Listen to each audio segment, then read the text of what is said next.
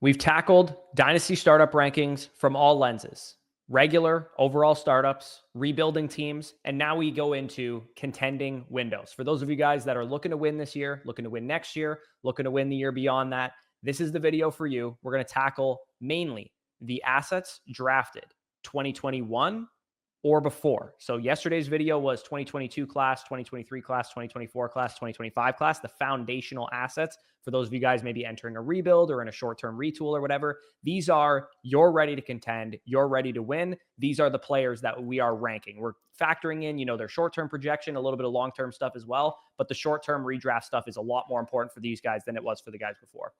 Yeah, and last video we talked mostly in the frame of long-term appeal. What's going to be their value retention after the year? Can they gain value going into next year? We were specifically talking about their market value.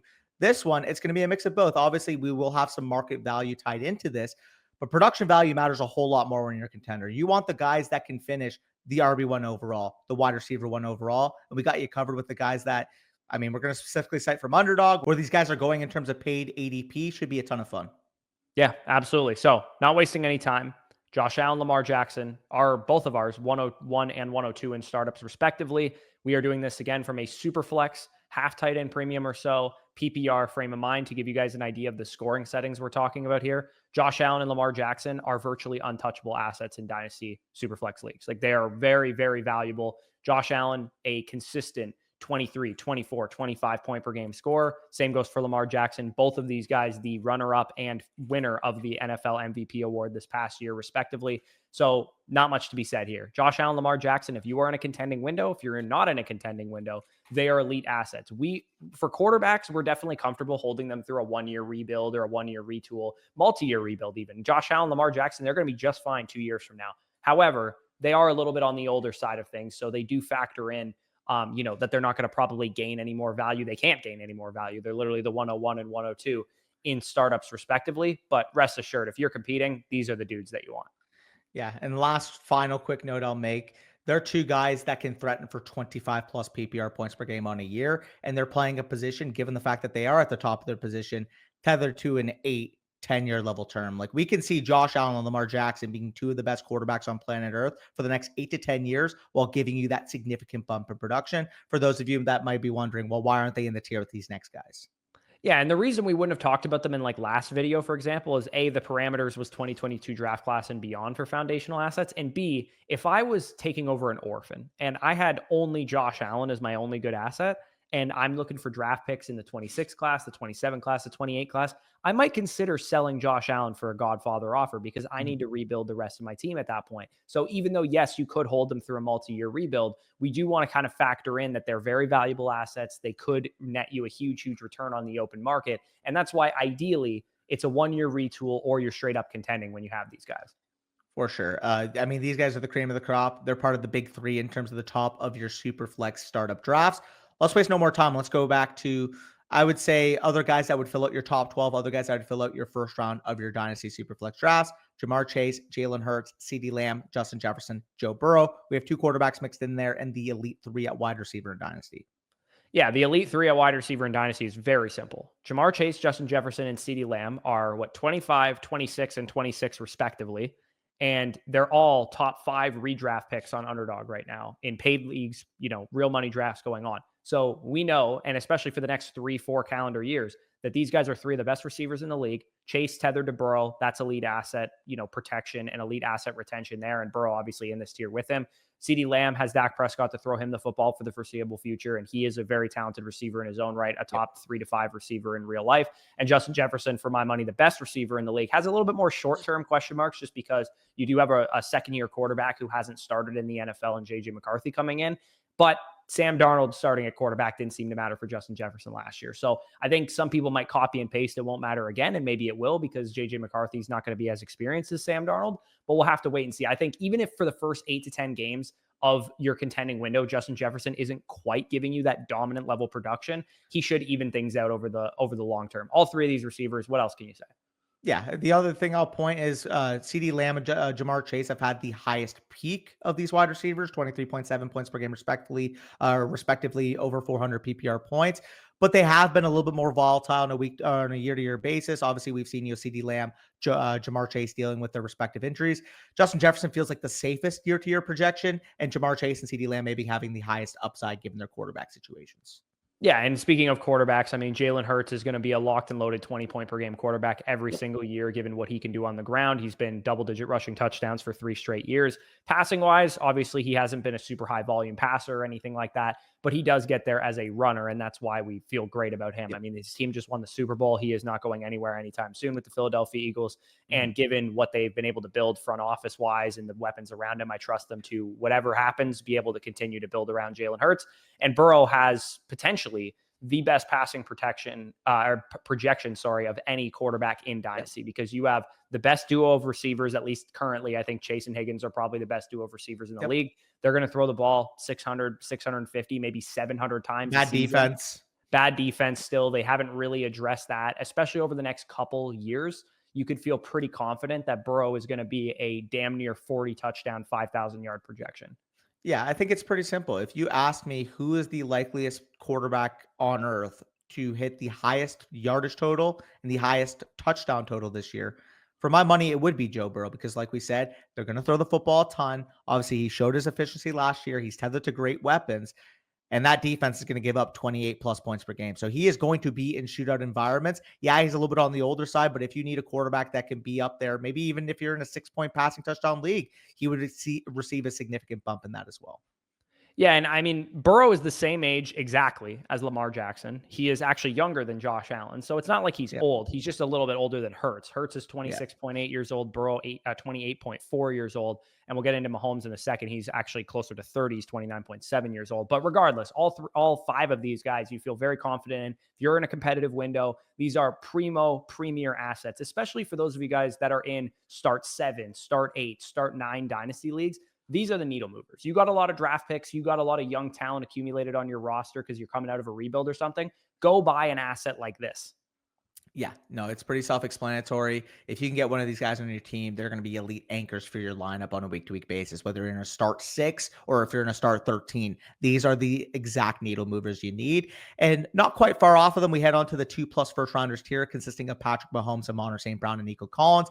I'll quickly make the case for these 2 wide receivers. Love their projection. I think they're going to be at the late first, early second for a lot of your redraft leagues, but they aren't on the level of a Jamar Chase, CD Lamb, and Justin Jefferson. As good as they are, I think their projection more so in the 18 to 21 point per game range, whereas the other guys, I would feel confident in saying they can reach a 20 to 24 point per game level projection. Yeah, exactly. It wouldn't shock me if, St. Brown outscored one of those top guys, or maybe a couple of those top guys, and same goes for Collins. It's just more likely the projection, we're not going to see it quite as good because they're not as good real life talents as these guys. Collins, not quite the target earner of a Lamb, of a Jefferson, of a Chase, whereas St. Brown, even though he earns the targets, doesn't quite have the big plays that those other guys would have. So again, it's just you're getting a 90-85% version of those top guys with St. Brown and Collins. It's pretty straightforward. Those guys are going to be high redraft picks for the next 2 to 3 calendar years. Yeah, and for reference, over on Underdog right now, those top 3 we mentioned, obviously top 5 picks. Guys we mentioned on the foundational video with Puka Nacua and Malik Neighbors, currently wide receiver 4 and 5 as 8th overall and 9th overall respectively. Sorry, I said that again. And then we get to Amon-Ra St. Brown and Nico Collins at 9.7 and 11.3 as well. Yeah. So again, you're getting borderline first round redraft picks there, and you feel really good about their short-term and long-term projections because they're both, you got St. Brown, who is 25.6 years old, probably a little younger than some people would think. He's not even 26 yet. And then Nico Collins is 26.2 years old. So you feel good next 3-4 calendar years. They're going to be excellent. Yeah. Comment down below respectfully if you made it this far in the video. Absolutely. Yes. And Patrick Mahomes, who I teased already, is 29.7 years old. So you're getting to that range now with Mahomes where he's starting to be kind of not quite in the Dak Prescott territory of like, you're only as good as your production, because he is Patrick Mahomes and everybody kind of recognizes that he is the best quarterback in the NFL and has probably the most long-term security to start as long as he wants in the NFL. He's got real life bias helping him for sure. Yeah, he has real life bias helping him. But as I talked about in the overall rankings that we went through, I'll kind of just give the Cliff Notes version, which is I think that the short-term projection is getting better from what we've seen in previous years. The Chiefs from 2022, where they had Kelsey at his peak, they had a guy like Juju who was playing okay ball for them. We saw Patrick Mahomes have a 40 touchdown, 5,000 passing yard season and win MVP. Whereas the last 2 years, from injuries to young players needing to progress and all things in between, defense being really dominant for Kansas City. So they're kind of grinding out wins and that kind of thing. We haven't seen peak Patrick Mahomes production wise in a couple of years. And I do think we're starting to get into a little bit of a renaissance of he's going to start producing again. Because if you look at, wipe your memory clean, if I told you the best quarterback in the NFL had a year two Xavier Worthy who can stretch the field, Rashee Rice, hopefully coming back healthy, who was a PPR monster last time we saw him on the field. Marquise Brown didn't play a snap until the playoffs last year. Travis Kelce can still move the chains. Royals added. Yeah, they've added pieces. Jalen Royals, like you said, Isaiah Pacheco missed most of the season last year. This offense projects a lot better, assuming it's healthy, than it did this time last year, this time the year before that. So I think if you're looking at Mahomes' production and being like, man, he's been like a back-end QB1 at best, pretty much when we've seen him the last 2 years, I think that will correct itself a little bit this year. Yeah, and Underdog ADP kind of bakes that in. So obviously he's not on the ADP level where Burrow is. For reference, Hurts and Burrow are at quarterback 4 and 5 respectively after Allen, Lamar Jackson, and Jaden Daniels. But Burrow's ADP is at 52.6. Patrick Mahomes is technically quarterback 6, so the market does agree that they expect to see a bounce back. But you do see a little bit of a discrepancy there. 52.6 ADP for Burrow, 80.6 ADP for Patrick Mahomes. Yeah, and a guy like Baker Mayfield is more the territory that they're viewing Mahomes in, who's actually quarterback 7 off of the board, and he is going a couple picks after Patrick Mahomes there. So again, it's baked into the cost, both in redraft and dynasty, that Mahomes has not been quite Mahomes level the last 2 years. I am a little bit more optimistic than you that he can get back to that 40 touchdown, 5,000 yard type of ceiling. It's just we haven't seen Andy Reid be like, hey, let's do it. Let's go bombs away. But what I would say about Andy Reid is that he does adapt when things go wrong. And when your starting running back goes down in week 2 and you lose half of your receiving core by week 5, I would probably just lean on my defense as well. Yeah, and I am lower on Mahomes than you. You have him, 13th overall in your startup rank? I have him at 19. The only difference is that I would have, so we mentioned Puka and Brian Thomas on last video. I'd have the 3 top running backs in Dynasty, and I'd also have Nico Collins ahead of him. So just a personal thing, but literally 13 to 22, I almost view as a tier. Yeah, and of course the young quarterbacks that you're so high on with Caleb Williams and Drake May, who we talked about in that first video, so we don't need to rehash that. But again, moving off of this tier, you feel pretty confident in all of these guys that they're going to be great assets for you. Moving down to the next tier of players, we have Kyler Murray, AJ Brown, Saquon Barkley, Trevor Lawrence, Jordan Love, Justin Herbert. With all of these guys, AJ Brown and Saquon, let's start with them just because they're not quarterbacks. The rest of them are quarterbacks. AJ Brown is going to be a consistent 16 to 19 PPR point per game projection. Again, we have worries about the Philadelphia Eagles pass volume and Devontae Smith's presence and all that kind of stuff. But the bottom line is when AJ Brown's on the field, he's one of the best receivers in football. I would say as a talent, he's probably better than the 2 guys above him with St. Brown and with Collins. But the projection is a little bit better with those guys because there's more volume and, clear alpha is not a Devontae Smith on that situation. But AJ Brown's an absolute stud. There's not much else you can say about him. If you're in a competitive window, he is one of the premier contending wide receivers to go out and trade for because he's going to give you high-end production. Let's say you have a Chase or something already on your roster. You're looking for another hammer at wide receiver. AJ Brown's the perfect guy to go after. And again, Saquon, I mean, what can you say about this dude? He's 28 years old, yes, but he rushed for 2,000 yards last year, and he's playing behind the same offensive line in the same great situation that he was in before. You'd have to be nuts not to take Saquon Barkley with a top 5 redraft pick or even a top 2 to 3 redraft pick this year. Yeah, I mean, he was the clear RB1 in fantasy for the majority of last year. I think technically Gibbs passed him in the final week, but for the most part across the year, I mean, Saquon Barkley was giving you the spike weeks. He's giving you consistent weeks tethered to an elite offense, goal line equity. Now, he would even have more goal line equity if we didn't have Jalen Hurts punching in, 14 rushing touchdowns, probably 11 of them from the 1 yard line. Like that does affect Barkley to a degree, but at the same time, the explosive ability tethered behind that offensive line, well-schemed offense, you can't really complain. You mentioned AJ Brown. The one thing that has limited AJ Brown, and it's actually fine. I'll throw this stat at you. Let me see if you can guess. So they had their bye week in week 5. After week 5, how many weeks do you think Jalen Hurts attempted 30 plus pass attempts? Probably like 5 games? or 6, maybe 3. One time. Yeah. One time. How many pass attempts or weeks did he have over 30 plus pass attempts in the first 4? Probably 4. 4. After the bye week, they what was that, 11 weeks, they had 30 plus pass attempts once. In the first 4 weeks, they were at 30 plus every week. So it's clear after the bye week, maybe they realize, oh shit, nobody can actually tackle Saquon Barkley. We're just going to keep feeding him the rock. It ended up working for them. They won the Super Bowl off of it. Yeah, exactly. So pivoting into the quarterbacks here, I would say with all of these guys, there's varying levels of why you would invest into them as a contender. I think it's pretty cut and dry with a guy like Jordan Love.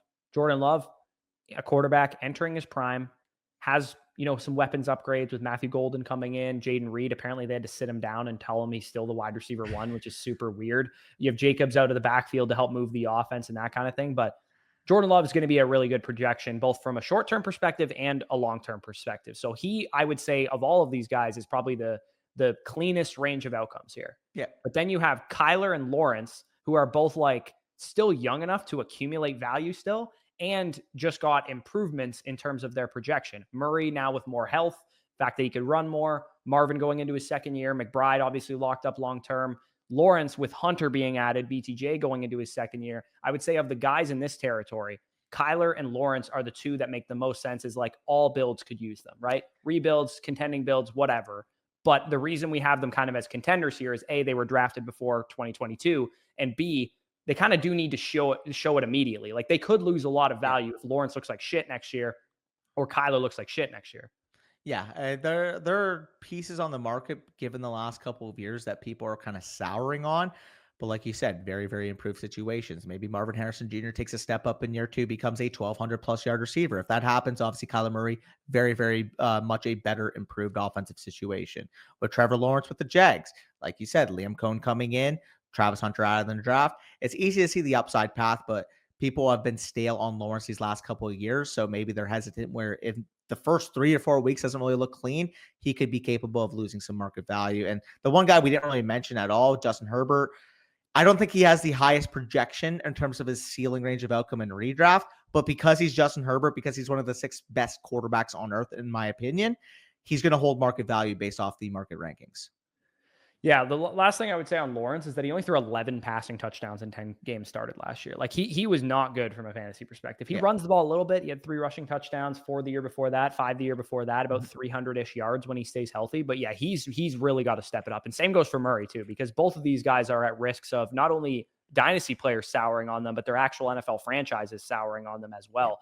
And that would obviously present risk because we want quarterbacks to be starting, and especially considering that there's everything in front of Kyler and Lawrence to both be a lot better this year than they've been in the past. I just frankly don't agree that Herbert is in this tier. That's why he's not for me in my rankings. This is a consensus between the two of us, and you have him higher than I do. So that's why he finds his way into this tier. But I don't have Herbert here simply by the fact that he is a contending asset at this point. He's not a 22-year-old quarterback anymore who can really accumulate much more value. We all know Justin Herbert's a great quarterback, but he's not actually giving you good production. So, and I don't think that'll really change. Like they added Trey Harris in the draft, sure. They added Aronde Gatson in the draft, and I like both of those players. I think they can be solid, but they also drafted a first-round running back and didn't let Herbert throw the ball more than 500 times last year. So I don't really think we're getting much production-wise out of Justin Herbert. And if you were a contending team like I was and get faded, I traded Justin Herbert away to get a better projection short-term in Baker Mayfield and got a little bit of plus on top of it with Mike Evans being added to my team. So to me, I don't agree that Herbert's here. That's why I don't have him ranked here. Yeah, so for those of you in the comments, focus the anti-Herbert stuff at Corey, because I do have him here. Again, I don't disagree with what you said. I just think the fact that the market views Herbert in an even higher tier than we do, even if he didn't have a good year, his market value will hold to the point where maybe he's not on Mahomes level of value retention, but he's not far off based off what people view him as. That's just my personal view on it. Again, if you need a more productive quarterback, I would actually agree transitioning to the other guys in this tier, I will have ranked ahead of Herbert in redraft specifically. But I also think their value retention, Herbert's is a lot safer than the other quarterbacks in this tier. I don't disagree with you, but I do tend to think that the market would sour on Herbert with a quarterback 16 finish. I think we're underestimating how fed up people would be if he has another bad year in terms of like 22 passing touchdowns, 7 interceptions, 3,900 yards or whatever, just a game manager, and Hampton gets all the carries and does all the work. Like it's good. That's what they've told us. That's what they've told us with their additions. That's what they want to be as an identity. That's the thing that I worry about. If Herbert was Lamar Jackson, because Greg Roman, obviously the common denominator there, and he ran the ball like crazy, it wouldn't matter. It's just that Herbert is a pocket quarterback and he doesn't really run the Yeah. ball. Yeah, obviously, it's not Lamar Jackson. It's not even 100 plus rushing attempts, but we did see the highest rushing total of his career at 69 rushing attempts this last year, or this past year, and we did see his overall rushing ability really take a step up in the second half of the year. I am curious if we do start seeing him rush more this year.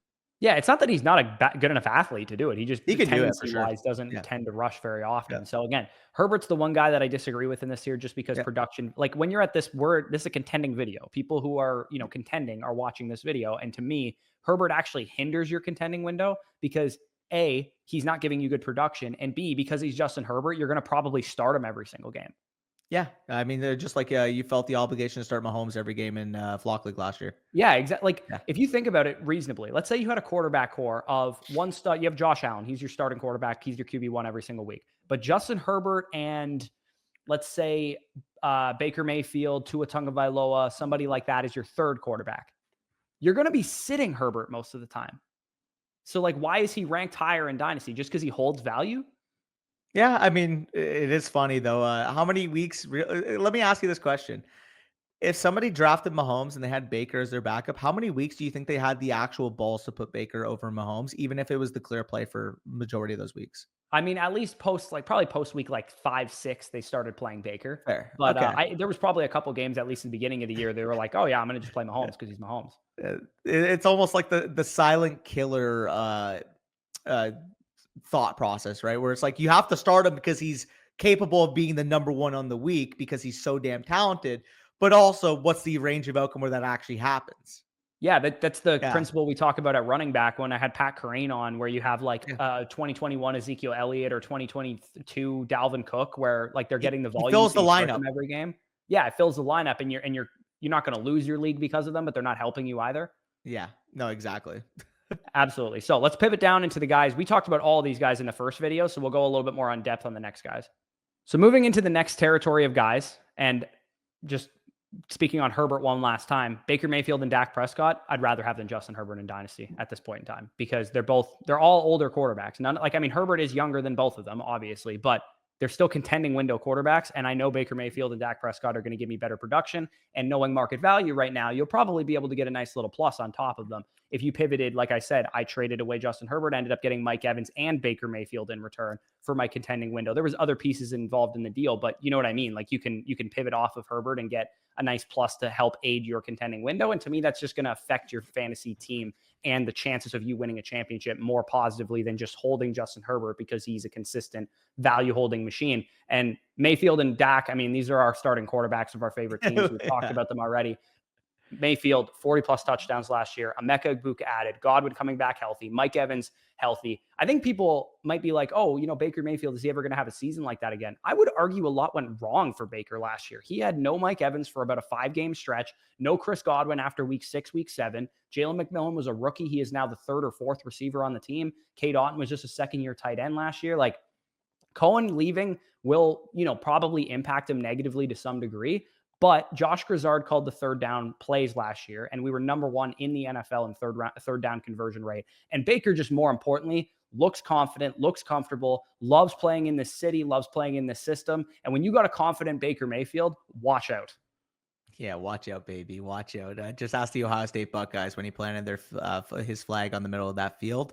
Yeah, you get to talk about your guy. I get to talk about my guy a little bit, but at the end of the day, when am I not talking about the jersey that I have hanging in the back? We got Dak Prescott, 20 plus PPR points per game in 2 of his last 3 years. Obviously got hurt this past year. In 2021 and 2023. Let me clarify. 2022 got hurt. 2024 got hurt. So it almost feels like every other year, this guy's giving you 20 plus points per game. And guess what? We're in that year. Yeah. I mean, not that we ever talk about being injury prone when it comes to quarterbacks, but Dak does need to stay on the field. And he needs to not break his thumb off of his lineman's helmet. He does need to not just have his hamstring fall off the bone in week 8. I believe it was against the Falcons. I mean, you would know, you would started him that week.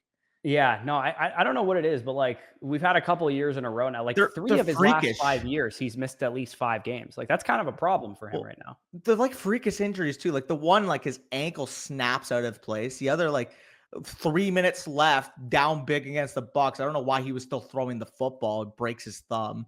And then this past year again, like I actually don't know what happened on the hamstring injury. Like I don't know if it's age. I don't know like if it's in stretch. I don't know if it's a freakish thing, but it is weird that the same freakish stuff is happening to the same guy, and the injury prone the injury prone crowd is going to let us know on him. Yeah, the one thing I would say about Prescott, because both of us believe that he's a great redraft Yeah. projection, and we're going to have them both probably as top 12 redraft quarterbacks. The one thing I would say is that if Prescott had suffered another significant injury this year, Yep. how low would his market value go? And also, too, what would the Cowboys think of him, like as a franchise? We're locked into him from everything I've heard. I'm We're locked just in. bringing up the Yeah. conversation. What if he had another like week 10, he goes down, is out for the rest of the year with like a shoulder injury or something? Yeah, I mean, it's kind of weird because where he's at right now in the market, like the market views him as like the quarterback 22. How much lower can he get than that? Like, I Yeah, don't I think mean, he the only will. guys that could really leapfrog him would be Like like if Jackson Dart has a nice rookie yeah, season, or like Jalen Milroe starts for the like Darnold looks good or something like that. Like I don't know. but like even if I don't see the Geno Smith, Sam Darnold archetype jumping him, and No, then it he would would be go down to the Matthew Stafford, Geno Smith territory, which is that like he's just a veteran quarterback that we think about. He has no value retention. He's only as good as his production, which he kind of already is there. He's just the better version of yeah, those guys and is a yeah. little bit younger, so he can hold his value a little better. Yeah, it was like the range right now. The way we have it is like the older pocket passers. Like obviously Burrow's the most productive. Then we have Mahomes valued there, quarterback 6 in redraft. Then it's like Dak Prescott's like a percentage of them, and it's like Jared Goff like is about that as well, a little bit less for me. And then it would be like the Matthew Stafford, the Geno Smith. Like there's like the ranges of pocket passers in the dynasty rankings right now. Yeah, and Baker Mayfield's second only to Joe Burrow of that group, but he actually runs a little bit more than these guys. So, anyways, these two guys aside, T. Higgins, very cut and dry, straightforward. Why you'd want to go Tua trade for Tagovailoa him? as well. Yeah, Tua Tagovailoa, also one of those pocket passers. T. Higgins, top 5 receiver in fantasy points per game last year, top 5, with Jamar Chase having a triple crown season. That is how good Burrow was. That is how good Higgins was. That is how good Chase was, all at once. What did I say before the season? Do you remember me saying? We have not seen a season that all the cards fell right for these three guys, where they all stay healthy, they all look good, and they're all on the field playing at the highest level at the same time, because it's one guy or another every year. Well, oh, Burrow's injured this year, and now it's Chase is banged up, and now Higgins has been hurt.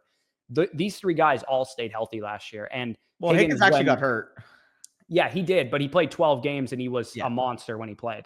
Yeah, no, it's funny because he did all that and he missed 5 games. And when you look at his game logs, it's like, dude, he was the definition of better in best ball, man. You got in the first 5 weeks he played, he had a 29.3 week and an 18.2 week, but he also had a couple weeks it was like 14.7, 12, 6.9.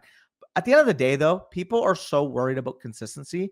I would rather a guy have a game logs look like that, because when he does spike and he does give me 29 points, he does give me 40 points, I'm winning that week. If I made the championship and I had T. Higgins and he goes out there against the Denver Broncos and he puts up 40.1 PPR points, how many people actually lost their leagues last year with T. Higgins in their starting lineup? I know I didn't. Why do you think I won as many championships as I did this year? It's because I have so much dynasty exposure to T. Higgins. Yeah, shout out T. Higgins. You might have to buy a jersey at that point. I might have to, honestly. He won me like single-handedly won me like 4 championships. Yeah, no, he was the guy. Actually, he was the reason why I lost a couple, for what it's worth. So I ended up winning a few. It was crazy because across my portfolio, I probably made like, I think it was 9 or 10 finals, and I only ended up winning 3 championships last year.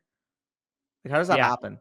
Yeah, well, I ran cold 2 years ago. Yeah. I remember. I meant like all the championships I made, I ended up losing every single one of them. But last year I ran a lot hotter on them.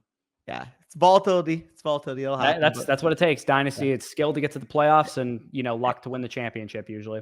I will say one more thing, by the way. T. Higgins is another productive year the way he had, and AJ Brown's another back end wide receiver 1 year, from this being a legit conversation between those two. Yeah, no, absolutely. Especially if do you think it's going to go any differently this year in Cincinnati? Like Burrow's dropping back 700 times this year, right? He's going to throw 40 plus tugs. He's going to throw 4,700, 4,800 plus yards. T. Higgins and Jamar Chase are going to hold a consolidated target share. Like if Jamar Chase went out there, had 1,500 yards and 17 touchdowns, and T. Higgins had 1,300 yards and 12 touchdowns, why can't they? Yeah, I don't think people realize the sheer fact that T. Higgins had a top 5 season in points per game when Jamar Chase stayed healthy and played all 17 games. And had almost 24 points per game. Exactly. Yeah. If Chase went out and missed 5 games next year and Higgins played all 17, who's to say he's not a 20 point per game scorer? Yeah. Sorry, let me clarify, by the way, 1,700 plus yards from Chase, not 1,500, because that's actually what he did this year. Yeah, no, he was a beast. But anyways, T. Higgins, one of the best contending assets you can go after, especially, leagues that you and I play in, start 11, start 12 leagues, a little bit deeper. T. Higgins is one of the more undervalued assets in leagues like that because he's going to give you difference making production, and you don't have to pay more than really like a mid first rounder to get him usually. You don't have to give up 2 1s to get a guy like that, even though he's going to give you that needle moving production. Narrative Street that he could, take more games off now that he's got a contract would maybe set in for some people, but I don't really care about that. You're just ready for it, though. Higgins finally put it all together. Points per game, top 5 as the wide receiver 2 in a pass happy offense. Your boy George Pickens coming next. Oh, God, get out of here. I had to make the joke just based on the conversations. Yeah, in the comment section, be like, how dare this guy say George Pickens is as good as T. Higgins? Because that's what I'm thinking in my head right now. Anyways, moving into the next tier, we did not get into these guys in the first video because we didn't really go this deep on contending assets, but these guys are also going to be very productive contending assets for you guys. If you're in a league and you're looking to add a piece, you want to trade away your projected mid to late 2026 first, these are probably the guys that I would go after. Devontae Smith, Philadelphia Eagles wide receiver, Jonathan Taylor, Josh Jacobs, Jared Goff, if you need another quarterback, DK Metcalf, TJ Hawkinson, if you're looking for a tight end upgrade. Ignore the fact that Metcalf still has a Seahawks jersey on. If you guys are just coming back to the scene, he is now a Pittsburgh Steeler and got extended by the team. With Smith and with Metcalf, I think we both recognize that the projection is more 14 to 17 PPR points per game than it is really ultimately having 18 plus point per game upside. Unless AJ Brown were to go down with an injury, or unless Aaron Rodgers signs with the Steelers and the Steelers pass the ball like crazy or something like that. These guys are prototypical. You're a contender and you need a wide receiver 3 or 4 for your roster. But you could, like I did this last year. I won a championship in Tone Setter Truthers. I traded away my 112 and a third rounder, I believe, for Devontae Smith, and he helped me win my championship. So that's kind of the cost that you're looking at for these types of players if you're a contender. Coming back for you this year, but all jokes aside, yeah, exactly. And there's the difference between obviously the tiers, a mid first rounder plus with Higgins versus the mid to late first rounder with Smith and Metcalf we have in this tier. Over on Underdog Fantasy ADP, T. Higgins is going off the board, 23 overall, 12th wide receiver. And then we go down and we see Devontae Smith is at 25, wide receiver 25, 44 overall, and DK Metcalf is at wide receiver 26, 47 overall. If you guys are curious what kind of files in between them, we have, guys like Garrett Wilson, who wouldn't have clarified for this video. He's actually on the last one at wide receiver 13. Marvin Harrison Jr., same thing. Tyreek Hill, a little bit older. We'll talk about him in a bit, but he's just not in his prime 26-year-old player compared to some of these guys. Terry McLaurin, older wide receiver as well. Jackson Smith and Jigba, we talked about last video. Rashee Rice, a little bit of uncertainty with the knee, especially in Dynasty. I feel like in best ball, people are more willing to overcome that because of his point per game spike weeks. But at the same time, in Dynasty, there's a lot more volatility on the market. Yeah, for sure. And to me, 29 overall in redraft is pretty outrageously high for Rashee Rice, as much as I believe in Patrick Mahomes. I think that's too high of ADP for him. But anyways, Smith, Metcalf, you need a receiver, go trade for these guys. Same goes for Taylor and Jacobs. You need a running back. You need to, let's say you have Jahmyr Gibbs as your RB1 on your contending roster. You're loaded at wide receiver. You have Brock Bowers. You have 2 elite quarterbacks or something. You're like, I could just use one more really good running back to help me win this championship. Jonathan Taylor's got a pretty good projection this year. The Colts are going to run the ball like crazy. Taylor himself was much better, looked like his old self at the end of the season last year, really closed it out and was like, honestly, a league winner for a lot of people. And Josh Jacobs, while he's a year older, I believe, than Jonathan Taylor, is going to give you, again, one of these 13 to 1,500 yard rushing projections. Maybe he catches a couple more balls this year. We don't exactly know. It's probably only going to be like a 50 reception ceiling there for Josh Jacobs. And he's going to punch in anywhere between 11 to 12 touchdowns if the Packers are, an average to good offense. But if they have a really great year, maybe we get an 18 to 20 touchdown season out of Jacobs. Yeah, Josh Jacobs now, obviously a lot of you guys, I believe it was week 16 against the Saints. He had a good first half and then got sat for the entire second half. I know that for certain because it actually cost me one of my teams advancing to the BBM final. So people that have Jacobs, maybe you have a little bit more stank on him because of that, because he's not a team player, not willing to take 5 extra touches in the second half for the benefit of his fantasy managers. But all jokes aside, we saw when the Packers offense is humming, Josh Jacobs will get fed the football 20 plus times, and he will have goal line equity on this team. Yeah, and generally speaking, I would say we'll talk about McCaffrey and Henry in the next year. Generally speaking, I would be more inclined to trade for Taylor and Jacobs just because you're getting probably a 2 to 3 year window projection wise versus this might be McCaffrey's last really good year. This might be Henry's last really good year. So for me, I like trading if I'm contending in 2 to 3 year windows. So if you have to, if you're looking for a good running back, going after Taylor and Jacobs, to me, I think it's worth slightly more than paying a little bit less in a trade and getting McCaffrey or Henry. And who knows, in some league markets, they might even cost the same amount, if not more, because the redraft projection of McCaffrey and Henry is a little bit higher.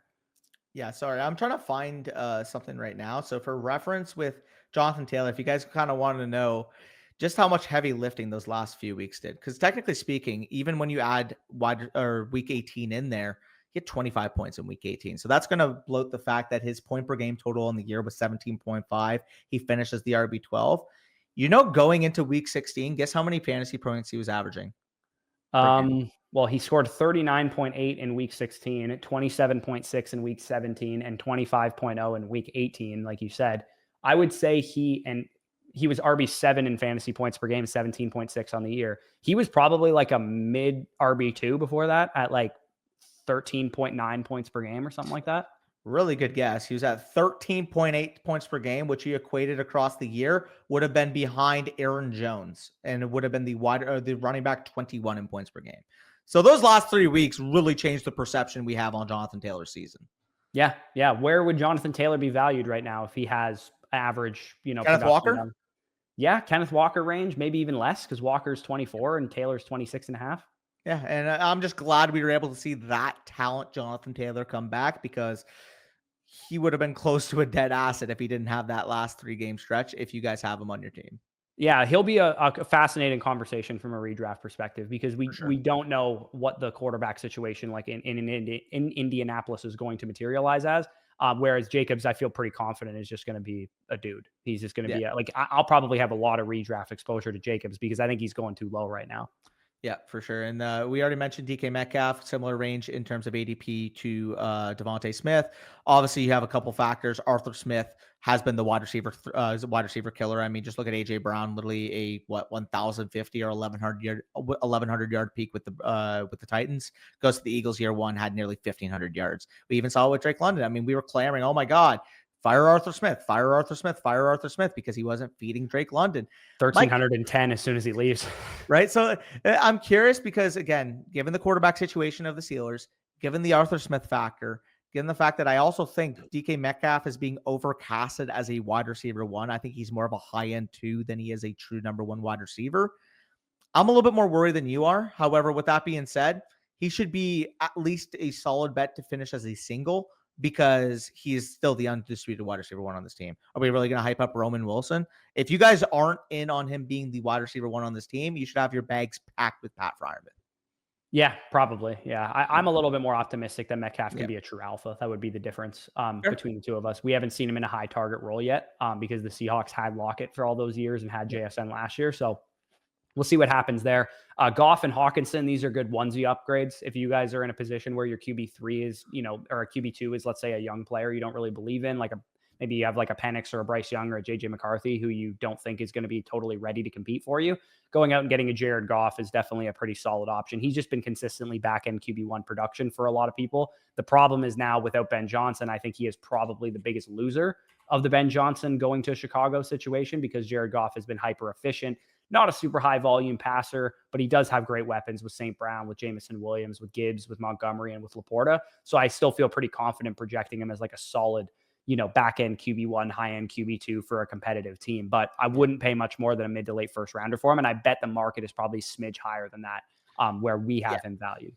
Yeah, and then Hawkinson, I mean, you can make the case because you actually are higher on Hawkinson than I am. I have him a little bit closer to Njoku, but at the same time, that's more so just I'm higher on Njoku than I am low on Hawkinson. I think Hawkinson is a very, very good piece. I think he's almost a locked in mid-tight end 1 level projection. And if JJ McCarthy is the truth, even if he's this could sound crazy because I think he can be a better real life quarterback than Darnold, but I don't expect him to equal what Darnold's production was in 2024. But what if it does? What if he just goes out there and he's a 10th overall pick, he's athletic, can create out of structure, one of the most efficient 3rd down quarterbacks we've seen in college? What if he goes out there and is legitimately an MVP candidate? Well, he'll be a top 6 startup pick if that happens. But TJ Hawkinson, I mean, he was tight end 2 in fantasy like 2 years ago, before Yeah. his ACL tear. So, I Yeah. mean, like he tore his ACL at the end of that season. He only played 15 games that year and he had 127 targets on the year and had 14.6 PPR points per game. He was a stud, man, in Yeah. 2023. Obviously, last year, all of us tempered expectations because he was coming off of an ACL tear. They had Sam Darnold. Of course, Addison and Jefferson were very productive as well. I just feel good about what this offensive environment looks like. And I know Hawkinson's one of the best tight ends in the league, not even 28 years old yet, too. So that's why I feel pretty confident. If you were a competitive team and let's say your choice was, do I draft Tyler Warren at 110 or do I trade the 110 for TJ Hawkinson? And I was a competitive team, I would trade the 110 for TJ Hawkinson. Yeah, see, I would try to get at least a plus on it, but I don't think it's outrageous to say like, oh yeah, Hawkinson should be in the same tier as the rookies. I just think given where the market is out on those rookies, I wouldn't put him above those guys, which is why he's more closer to the Njoku range. But if you're just talking about strictly production, like how many tight ends are you really favoring over Hawkinson in redraft? Well, we go through the ADP right The now. answer is 4 on Underdog. Bowers, Four, McBride, four on Kittle, and underdog. Laporta. Yeah, and obviously Kittle, you can make the conversation Kittle versus Hawkinson. I do have Kittle ranked higher, but even if it's a close conversation for you between those guys in terms of production, you're getting a big age gap between Hawkinson versus Kittle. So yeah, also Jonnu Smith being tight end 6 in ADP is pretty insane to me on Underdog. yeah. Speaking of which, we don't usually plug Underdog in Dynasty videos, but if you guys do want to do Best Ball Mania drafts right now, we haven't streamed any. We will be doing some in the next coming days. But you can draft fantasy teams right now. And the prize up top is massive. And it's like a huge prize pool, as it always is, 17 million or 15 plus million, like it usually is. So definitely go check out Underdog in the link down below. Promo code FSE is there to sign up. Anyways, let's move into the next tier. We have Tua Tagovailoa, George Kittle, Christian McCaffrey, Brandon Ayuk. So a trio of 49ers, Derrick Henry, Terry McLaurin, Jalen Waddle. Lots to unpack here. Let's group the 2 running backs together because they're pretty straightforward. Christian McCaffrey, Derrick Henry, you need a productive running back, go get one. Yeah, exactly. McCaffrey, I would slightly prefer, and that is actually evident in terms of the redraft right now. Redraft, we see McCaffrey going 12.6. Actually, it's a lot closer than I thought. I thought HM might be above Henry, but Henry's actually there at 14.7. So the market kind of views these guys very interchangeable. I'm a little bit more concerned in terms of the overall carry workload for Henry, although McCaffrey's actually been the one that's been hurt. So you guys can take that for what you will. Yeah, and again, late first rounder, that's the cost you have to pay for a future Hall of Famer. In either case with these 2 guys, again, if you have a dynasty roster where you're coming out of a rebuild, you got Gibbs, you got, all these great young assets, and you're like, I need a cherry on top to help me win this championship. I'm going to trade my 111 in my rookie draft instead of spending it on Caleb Johnson or whatever, or RJ Harvey. I'm just going to trade it for Christian McCaffrey instead. Well, I actually mentioned a similar kind of structured deal to the one that we were talking about. Like I was a team that made the finals last year, lost in the final actually to Marco in the last league. So I went out this offseason and I got pretty aggressive. I traded away Patrick Mahomes, Michael Penix, my first, second, third, and fourth round picks in 2026. Actually, sorry, my 2025 fourth, which was the 411. So 2026, 1, 2, and 3, Penix, Mahomes, 411. I got back Christian McCaffrey, Sam Darnold, and Josh Allen. Yeah, and Allen obviously going to do the heavy lifting in that deal because he's going to be a dominant force for you. And Darnold just to get you a QB3, I guess, was the reasoning behind that. And then McCaffrey hopefully doing some heavy lifting from a production standpoint for you there. So again, I think that's an equatable deal. You probably cancel out Mahomes in the picks or something, give or take for Allen, maybe a little bit more than that. And then the rest of the deal is pretty gravy for you. But anyways, that's what you're looking at with these running backs. You're going and you're getting an absolute stud running back. Tua is just kind of like a slightly similar argument to Goff. It's like, yeah, he's a good productive quarterback when healthy. The issue of why he's a little bit lower for me, I think is he over Goff for you? He is over Goff for you, right? So I have him slightly higher. Again, that's more so I moved Goff below him once Ben Johnson took the head coaching job, because I do have a little bit more pause with the transition from Ben Johnson to John Morton. John Morton doesn't really have the cleanest track record. John Morton is one year as an OC in the NFL, I believe was the 2015 Jets. Didn't really go well. Again, I understand it's going to be a productive offense. My question mark, is it going to be the 34 point per game offense we're accustomed to with Ben Johnson, or maybe they fall back down to the 25 to 28 point per game range, which is still a really strong offense. Don't get me wrong, but I do think we will see the effects of Ben Johnson leaving to a certain degree, whereas Tua still has Mike McDaniel. He does still have Mike McDaniel, but I would argue that even a Ben Johnson-less Detroit Lions offense is Yeah, going to be better than the Dolphins. At least the way that yeah. they're like they seem kind of It's like a highway, car chase about to yeah. explode. Yeah, it's more so for me just that they were, based off what I had from them going into last year, Goff lost value, Tua kinda held, so that's why I flipped them, and Tua is a little bit younger. So, Yeah, again, if he's you about want if 3 years younger, give or take. if you wanna take Goff over Tua, I'm not gonna fight you on it. Also Tua a few years younger, but, they're very clearly the same tier for me. Yeah, the 3 years younger gets canceled out by the fact that Tua's had a Concussions. million head Yes, injuries. That would be for the sure. difference between Goff and Tua, just as Yeah, a tiebreaker for me. I'm yeah, more scared of the concussions than I am scared of Ben Johnson leaving, I guess is the way I would put it as the two major concerns for those two players. But yep. again, you need a productive quarterback. You have JJ McCarthy as your QB2 in a competitive window, and you're like, hey, I should go trade for Tua, give myself a little bit more time so that Get a JJ doesn't have plus, to though. start. Yeah, get a plus. But no, I'm saying not trade JJ McCarthy for Tua. I'm saying Oh, you trade for Tua to start in place of JJ McCarthy as your QB2 in the short term, and JJ's your long term okay. QB2. Sorry, yeah, I misconstrued you. I thought you meant like trade JJ for Tua, which I would not do. But Yeah, yeah, I think that makes a ton of sense. We mentioned Kittle with Hawkinson, but Kittle was quite literally wasn't he the tight end one actually in PPR points per game last year? Yeah, like if I search up by I mean, I PPR, think Bowers probably was, but 16.2 PPR points per game for Kittle. Actually, sorry, that was weeks 1 to he 18 was or actually weeks 1 tight to end one 15. in points per game, 15.8. 15.8. Sorry, I had it weeks 1 to 15 at first, but yeah, for example, if he's going to be this productive, he needs to be this high. Yeah, absolutely. He just got extended by the 49ers too. I mean, George Kittle, Another after his future Hall of Famer. after his rookie season, has finished tight end 3 in points per game, tight end 1 in points per game, tight end 3 in points per game, tight end 4 in points per game, tight end 2 in points per game. 2023 was his down year when everybody was great. Ayuk was healthy, Debo was healthy, McCaffrey was healthy. Tight end 6 in points per game. What a terrible year from George Kittle, tight end 6. And then tight end 1 last year in points per game. We saw Ayuk go down. Biggest beneficiary of that was Kittle. Speaking of Ayuk, he's in this tier as well. But Kittle, no more Debo. McCaffrey's old. He has, issues health wise. Ayuk coming off of a torn ACL. Kittle's target competition went from a first team all pro receiver in Brandon Ayuk when he was healthy. Debo Samuel, one of the most dynamic rushing and receiving threats. Former in All the Pro NFL. receiver. Former all pro receiver. Future Hall of Fame running back Christian McCaffrey in his prime. He could be in his prime still. We have no idea. To Ricky Pearsall and Jawan Jennings, at least in the very beginning of the season, Kittle could absolutely erupt.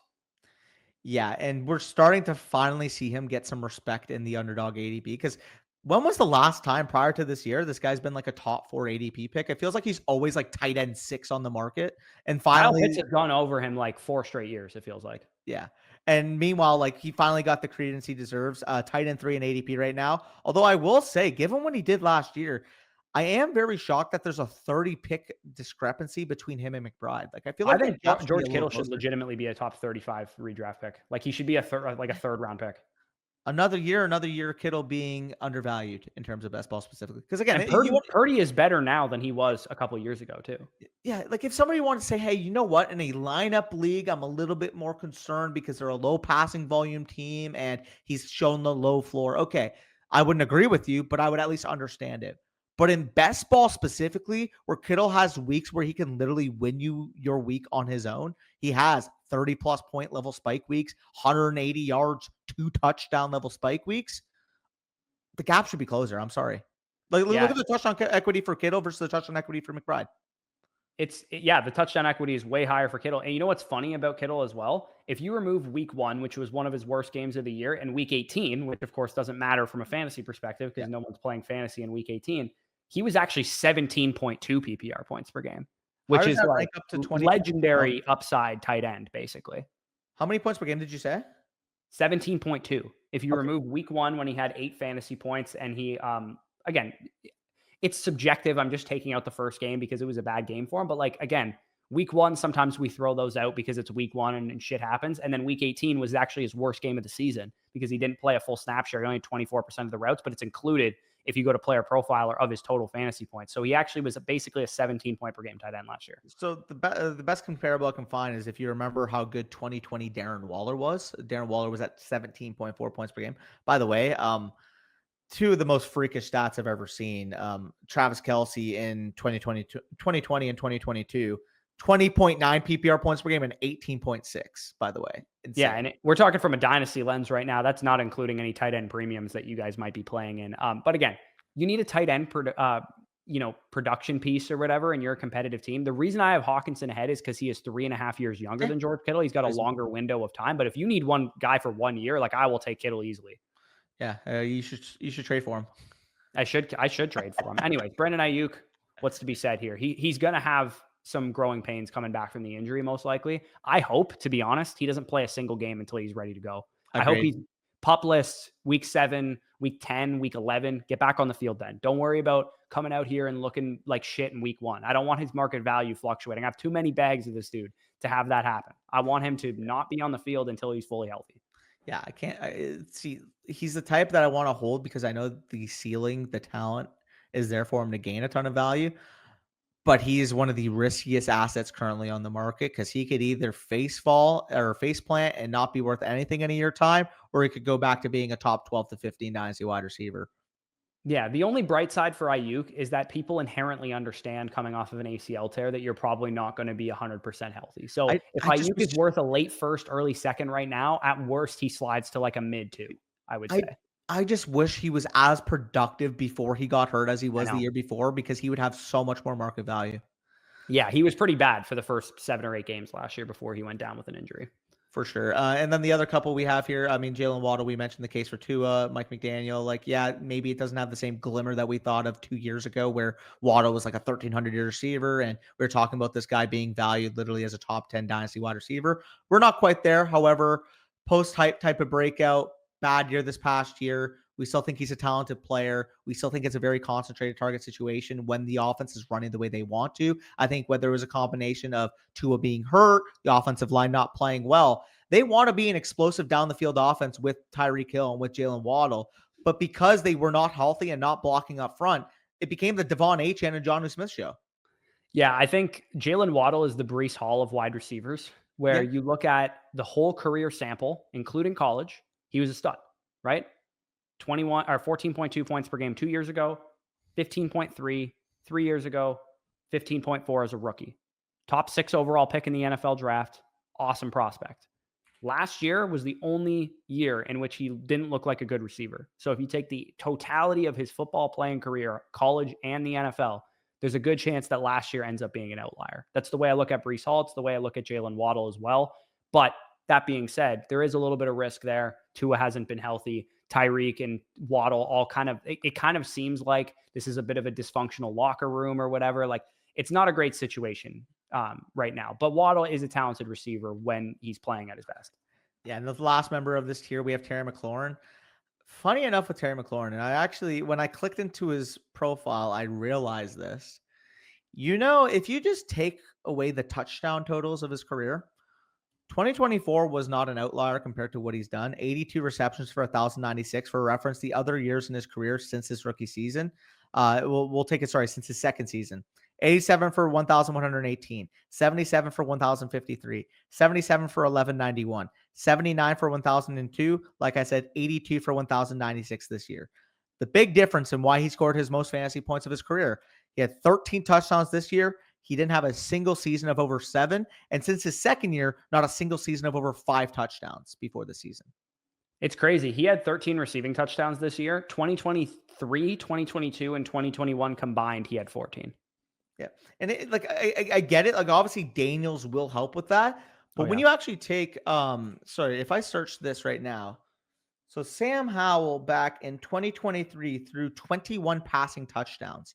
Jaden Daniels in 2024 threw 25 passing touchdowns. So it's not like they went from like, Steelers level 13 passing touchdowns to Jaden Daniels, a 30 passing touchdown player, which is why he saw his touchdown total spike as much as it did. I am curious, is he going to be back close to the 10 to 13 range again next year, or is he going to plateau a little bit? Yeah, I mean, he could be definite touchdown regression candidate. That feels like such a 2017 fantasy football statement that I just said, but he definitely could be one of those touchdown regression. Oh, look at his touchdown rate and all this kind of stuff.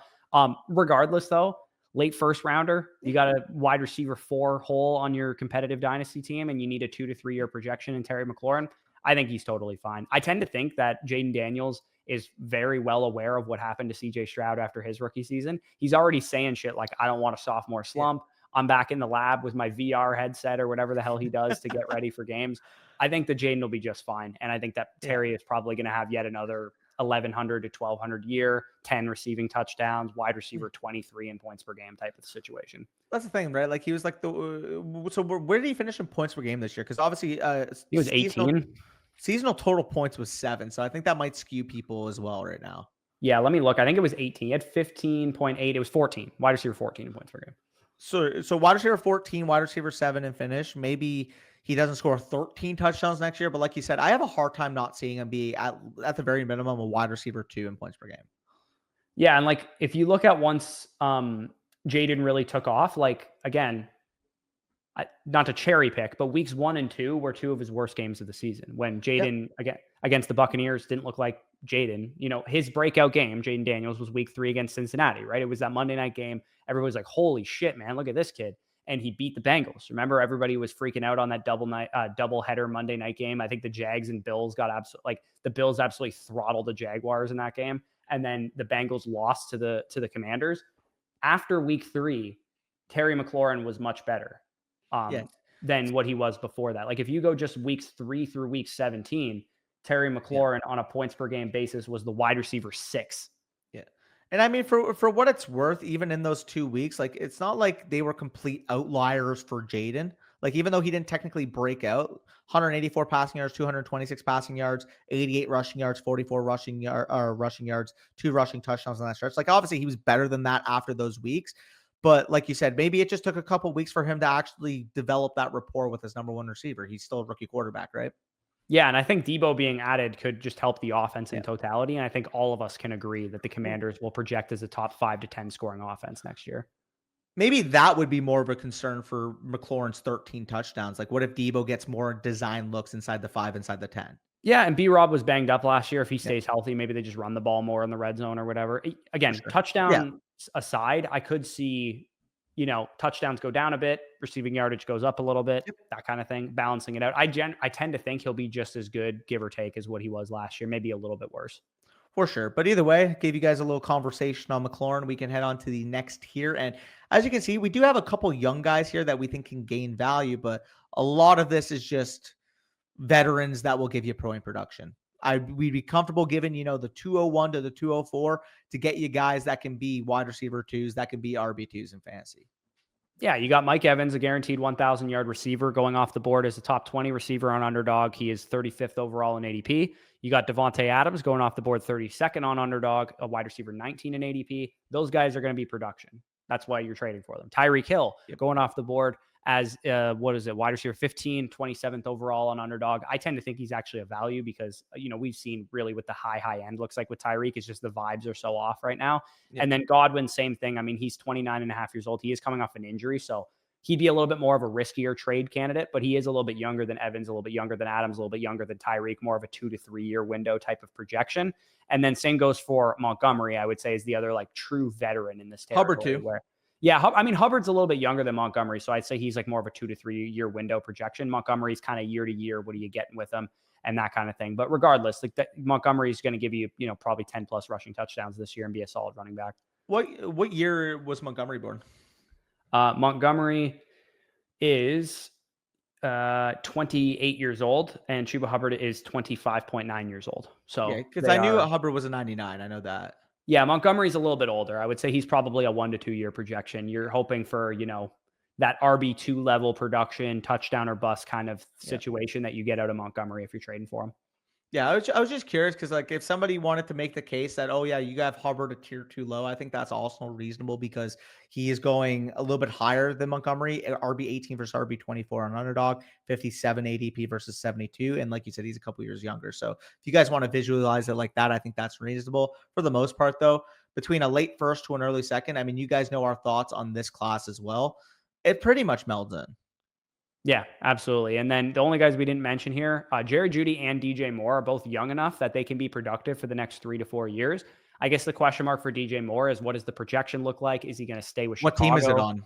Yeah, what team is it on? Like you just said, if it is with Chicago this year, I think the projection feels pretty decent. But I also think that Burden and Loveland and Odunze are going to eat into his production. How much are we getting, in totality of how big the pie is from Caleb Williams? And then with Jerry Jeudy, it's like, okay, last year was great, man. Yeah. Like, especially at the end of the year, he looked excellent. He was really productive. He won people leagues. But is Jerry Jeudy that player? Because that is an outlier relative to the rest of his career. And that's the biggest thing I keep wrestling with Jerry Jeudy, because he was very freaking good last year. Like, did he end up, I know he made a Pro Bowl. Did he end up making an All-Pro team?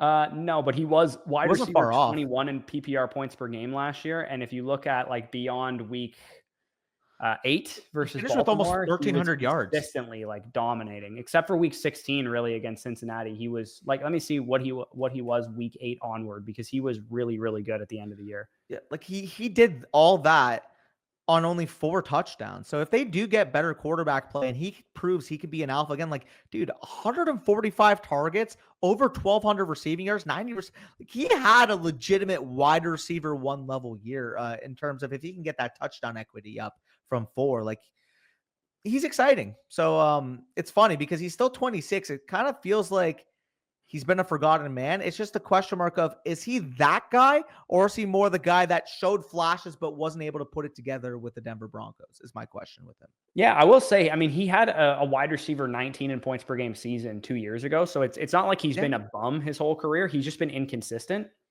Here's the crazy thing, dude. You want to know how many receivers were better than Jerry Jeudy from week 8 onward last year? 6. The answer's 4. Oh. Jamar Chase, Puka Nacua, Amon-Ra St. Brown, and Justin Jefferson are the only receivers to outscore Jerry Jeudy in points per game after week 8. 19.2 PPR points per game he was scoring after week 8. Yeah, like he might need to be raised in my rankings. Yeah, you know what? Like, I'm going to put him over Jalen Waddle and Terry McLaurin, realistically, and Brandon Ayuk. Like, he probably belongs that high. I'm raising him. I don't like, dude. He's. You guys are hearing live. In fact, give them the visual for Jerry Jeudy raising on the tier list. Yeah, I will put him up here, probably right around that range. I moved him, just above DJ Moore and Jalen Waddle. So I like that. And then David Njoku, his teammate, 9 targets per game last year, 28 years old, so in his prime, top 2 target on his team. You're a little bit more pessimistic on him. For me personally, when I look at this level of target commander and the potential quarterback upgrade, even if it's Joe Flacco, keep this in mind, even if it's Joe Flacco, I'll be quite content with the quarterback upgrade that Cleveland has. Yeah, even if it's Joe Flacco, like you said. If it's Shedeur Sanders, maybe back half of the season, then that's great. He would have a nice young quarterback to be tethered to. We don't really know. I think the Browns are kind of like the Colts to me, where it's like, year 1, I don't know what the quarterback situation looks like, but they're either going to have a young quarterback emerge this year in Shedeur Sanders, or they're going to be picking extremely high in draft 1 next year. Yeah. No, I agree with that. I believe we covered everybody in this range, but if we have other than David Njoku. I just covered him. 9 targets per game last year when he was healthy. Top 2 target on his team. And like I said, even if it's Joe Flacco, it's a big quarterback upgrade. But I guess you maybe thought I was still talking about Jeudy because they both wear the Cleveland Brown uniform. Yeah, and Chuba Hubbard is going off the board RB18 on Underdog right now, 56th overall. I can tell you for free that he should be going 15 picks ahead of that in overall ADP. He should be a late 3rd round redraft pick, in my opinion, because Brooks is injured all year, already put on IR for the season. Dowdle and ETN are fine, but they're probably backups. Chuba Hubbard's got the bag. Chuba Hubbard was a Pro Bowl running back last year, and the offense only got better. So let's have this conversation right now. 15 picks ahead, and I actually agree with you for what it's worth, but 15 picks ahead. Rank this quartet of running back. I feel like I have an easy idea who's going to be your clear one, because this guy's also undervalued. But Breece Hall, James Cook, Omarion Hampton, and Chuba Hubbard. How are you ranking those 4? From a redraft perspective? Yes, because they're all within. I mean, Chuba's a lot after those guys. I'll take Chuba 2 out of that group. I think Breece is the only one I would take over him. Yeah, because between Breece and Hampton right now, that's a 38 ADP versus a 44. So basically, you're arguing like Chuba should be close to that 39 to 41 range is what you're saying. Yeah, and in fact, I just moved Chuba up in my actual startup rankings as well. I just moved him essentially right here. Yeah, that's steppable. Where do I have him in relation? Because I think I don't have him far off of where you do.